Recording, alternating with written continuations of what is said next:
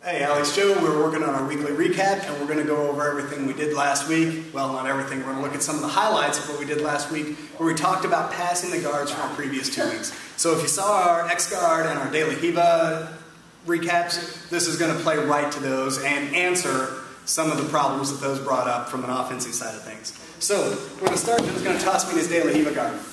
And we know the daily Riva guard is strong here at the hook, and it's a really good method to control base because he can push, he can pull, he can turn side to side. He has really good control of my base. The tendency people have is to get up over the top of this and put weight on it. The problem is, this is where he's strong. And we saw this in the sweep last week. What happens when I start driving in? Joe just lifts his legs and I start going for a ride.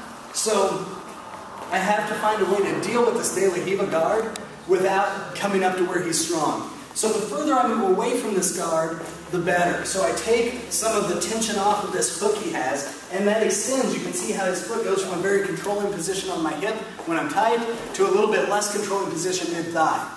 While I'm here, I'm always watching his knees. I'm watching to keep my arms back, because what I don't want is stretched out. This is another strength of the daily Riva guard that we have to take into consideration. If he's got this tied up, it really wrecks my base. So I've got to be able to circle my arms free and stay back, away from all of that extension that he can provide. So I can't deal with this real effectively on the front leg. What I want to do is attack where the guard's weak. So I'm going to take a little shuffle back. Notice I'm not taking a full step backward, because now I'm just giving up my base and he can start working for what he wants anyway, which is my back. I'm just doing a shuffle straight back and I'm checking this foot.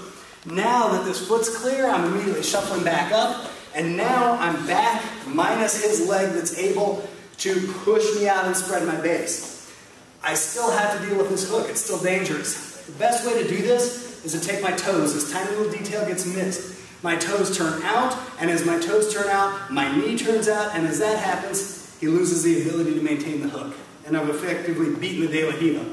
Now I can't just stand here, because he's going to reorient and do the same thing again. So immediately, as soon as I clear this hook, go ahead and back up.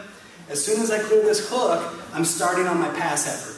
Whether I'm driving across and trapping, I personally like turning this back and hooking a knee slide. We have that pass out there in our YouTube channel elsewhere. Take a look at the details. It runs exactly the same from here as it does from a guard break.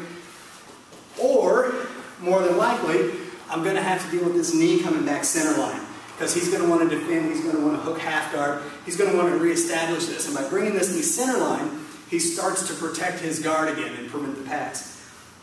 Now, I am going to drop my weight. His hook's neutralized, his push is neutralized, he brings this through the guard. I'm immediately putting my chest to the knee, and I'm melting down the outside of his leg.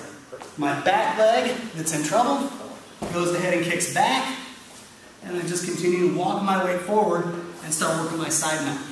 So, by breaking the daily Riva down and understanding its strengths and what it can do offensively, kind of leads us down the path of how do we defeat it. So if we understand the strengths of the daily Riva guard, we understand its weaknesses, and we understand how to initiate a pass.